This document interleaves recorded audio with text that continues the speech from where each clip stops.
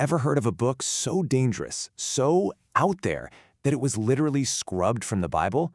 A book that was cursed by rabbis, condemned as heresy by the early church, and then, poof, gone for over 1,000 years? What if that lost book told a story that explained the real origin of evil? A story about heavenly beings who decided to abandon their posts, come down to earth, and basically corrupt all of humanity? Well, that book is real, and its story is one the world was never supposed to remember.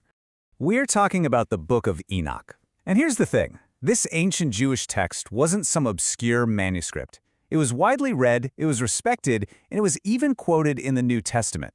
But the story it tells is so wild, so unsettling, that it was eventually kicked to the curb. This is the story the Bible decided it just couldn't tell.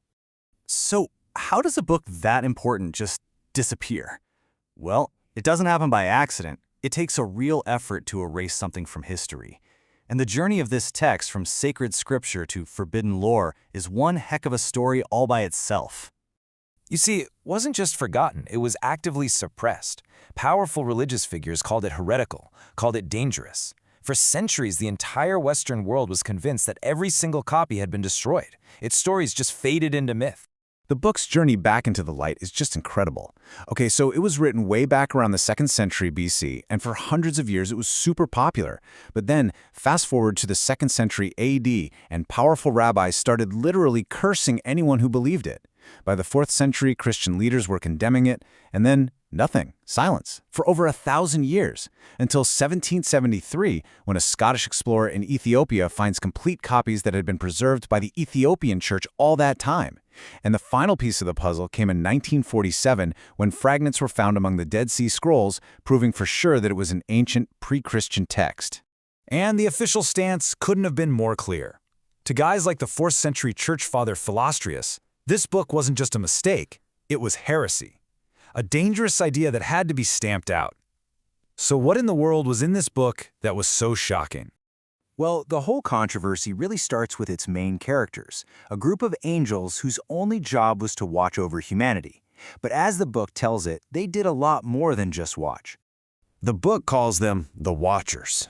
You can think of them as these celestial guardians, right? Sent from heaven, just to look after the brand new human race.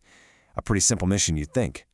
Well, things went sideways. The story kicks off with a group of 200 of these Watchers who all get together and decide to break every rule in the heavenly book.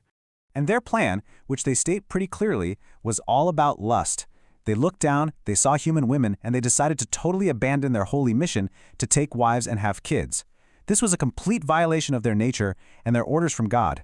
And this wasn't some spur-of-the-moment mistake. Nope. Led by their leader, a guy named Semjaza, all 200 of them flew down to Mount Hermon and swore a binding oath together.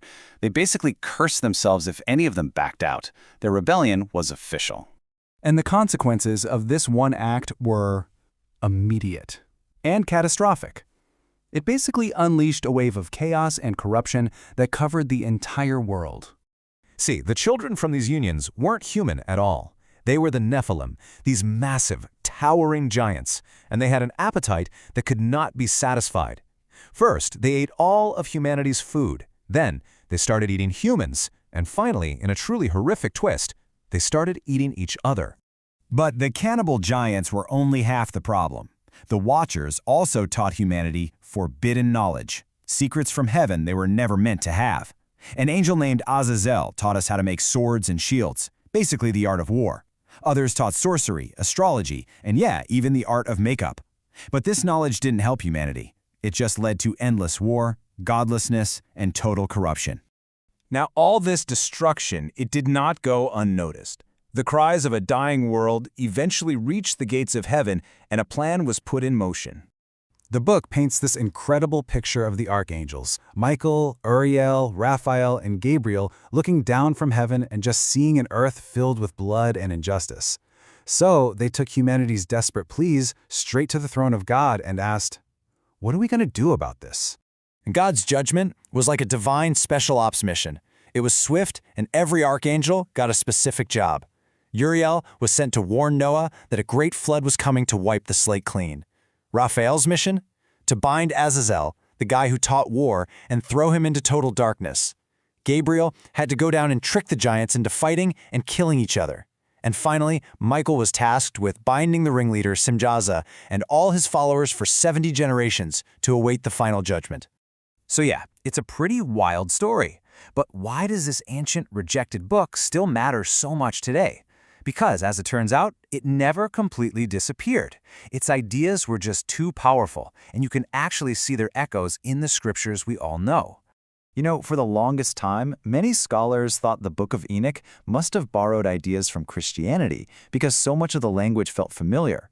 But finding those fragments at Qumran, copies that were older than Jesus himself, totally flipped that theory on its head. It proved that the Book of Enoch actually influenced the writers of the New Testament, not the other way around.